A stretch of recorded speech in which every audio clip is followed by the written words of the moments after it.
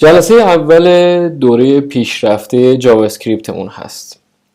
این جلسه میخوایم محیط توسعه رو آماده کنیم و ببینیم چطور میتونیم از جاوا اسکریپت یک خروجی بگیریم. جاوا اسکریپت همونطور که صحبتش شده خیلی وقتها هم داخل مرورگر تفسیر میشه و هم بیرون مرورگر و ما توی این دوره هر دو اینها رو میخوایم پوشش بدیم.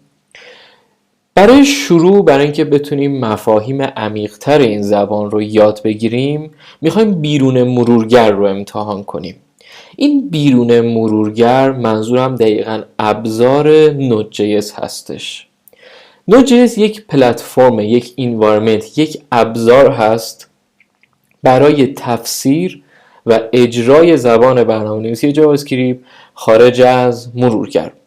برای استفاده از این ابزار کافیه بریم سایتش nodejs.org.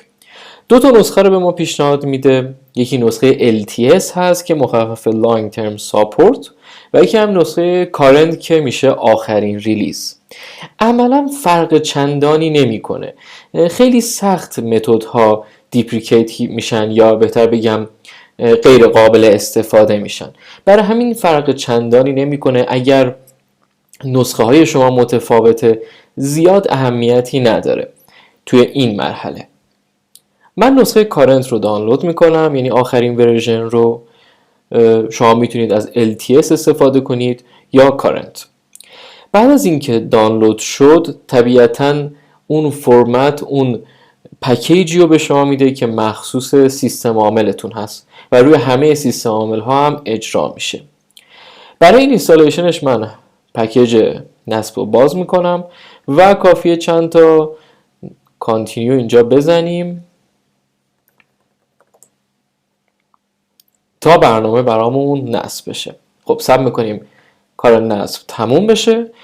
این که اومد یعنی این که نصب شد، دیگه گفت this package has installed، دیگه کار ما عملا تموم هستش. اما برای اینکه بفهمیم این درست نصب شده یا نه کافیه ترمینال رو باز کنیم یا اگر شما از ویندوز استفاده میکنید CMD رو. اینجا با دستور نود _v ورژن نسخه نود رو برای ما میاره و زمانی که آورد یعنی نصب شده. البته node-v برای این استفاده میشه که ما ورژن نسخه رو بفهمیم، ولی خب ما این دستور رو میزنیم تا بدونیم که برنامه برامون نصب شده یا نه. طبیعتا مثل همه محیط های توسعه ما در کنار مفسر که الان نود هست برای ما نیاز به یک ابزار داریم تا توی اون کد هامون رو بنویسیم. من ابزار پیشنهادی براتون ویژوال استودیو کد رو معرفی میکنم. ویژوال استودیو کد یک نرم افزار اوپن سورس و فری هستش که برای خیلی از زبان‌ها شما میتونید ازش استفاده بکنید، ولی خب میتونم بگم یکی از بهترین انتخاب‌ها برای جاوا اسکریپت هست. سرعت بسیار بالایی داره. میتونید از اینجا سیستم عاملتون رو انتخاب کنید و اون نسخه مربوط رو دانلودش بکنید. ما این دوره رو با ویژوال استودیو کد پیش میریم. من توی دسکتاپ یه دونه فولدر میسازم به اسم JS app که تمام فایل های مربوط به این دوره رو همینجا خواهیم داشت. طبیعتا شما با هر اسم دیگه ای میتونید بسازید. قبل از اینکه بخوایم کار با این JS app رو شروع کنیم یکم میخوایم با ترمینال کار کنیم و ببینیم این به چه شکلی است. توی اکثر مواقع زمانی که شما ترمینال رو باز میکنید، چه ترمینال مک یا لینوکس باشه و چه CMD ویندوز، اینجا رو به شما نشون میده توی این مسیر، یعنی مسیر یوزر. ما توی ترمینال با دستور cd که مخفف change directory هست میتونیم دایرکتوریامون رو عوض کنیم و بتونیم مسیر بدیم به اون قسمتی که مد نظرمون هستش. الان اینجا cd رو بزنم و یه فاصله بدم دقیقا میتونم اسم دایرکتوری رو بنویسم. اما برای اینکه بفهمم اینجا دقیقا چه فایل ها و فولدر هایی دارم میتونم از دستور ls استفاده کنم که اگر شما از ویندوز استفاده میکنید میتونید از دستور dir استفاده کنید. زمانی که اینتر رو بزنم برای من فایل ها و فولدر هایی که توی این دایرکتوری هست رو میاره. من میخوام خودمو برسونم به JS اپ که توی دسکتاپ هم هست. پس توی مرحله اول باید وارد دسکتاپ بشم. برای همین میگم cd فاصله دسکتاپ. اگر شما املای این رو درست رفته باشید کافیه به عنوان مثال DES رو بزنید و دکمه تب رو بزنید، خودش پر میکنه ادامهش رو. الان اگر دقت کنید اینجا تغییر کرد و من توی دسکتاپ هستم. میتونم دوباره بگم cd فاصله js خط تیره اپ و الان رسیدم به این پوشه. حالا برای برگشتن میتونم از دستور cd فاصله 2 نقطه استفاده کنم. این دستور یک دایرکتوری من رو میبره عقب.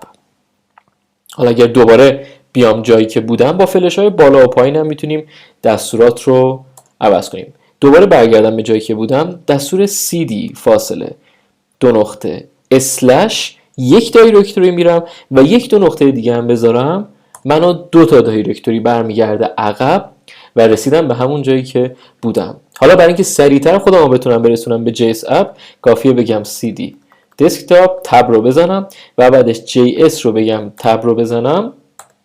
الان رسیدم به JS اپ. شما میتونید از دستور clear توی لینوکس و مک و دستور CLS توی ویندوز استفاده کنید برای پاک کردن دستورات ترمینال. خب ویژوال استودیو کد رو باز میکنم. توی ویژوال استودیو کد زمانی که اینجا رو کلیک کنم این امکان رو برای من میاره تا بتونم فولدری که میخوام رو باز کنم. اوپن فولدری که بزنم مسیرم رو میارم به دسکتاپ و JS اپ. این رو که اوپن کنم این فولدر رو برای من میاره. خب اولین کاری که اینجا میخوایم انجام بدیم این هست که یک فایل بسازیم. فایل برنامه‌مون. این فایل هر اسمی میتونه داشته باشه. اما خب چون ما با دید اپلیکیشن به برنامه‌مون نگاه میکنیم بهتره که اسمش رو اپ بذاریم.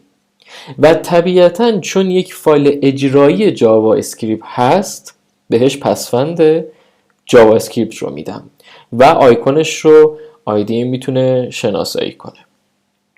الان اینجا میتونم دستورات جاوا اسکریپت رو خیلی راحت بنویسم و اجرا کنم. اولین دستوری که میخوایم باش کار کنیم مثل همه زبان‌ها که اول یاد میگیریم این است که بتونیم یک هلو وردی رو پرینت کنیم و به عنوان خروجی بیاریم. توی جاوا اسکریپت برای این کار میتونیم از دستور console.log استفاده کنیم. داخل console.log ما هر چیزی رو میتونیم به عنوان اون مقداری که قرار هست نمایش داده بشه بنویسیم. اینجا کافی است از کد یا دابل کد استفاده کنم، فرقی نمیکنه. از کد استفاده میکنم و میگم hello world. بعد از اینکه این رو نوشتم با کامند S یا کنترل S اگر از ویندوز استفاده میکنید یا همینجا میتونید فایل سیو رو بزنید.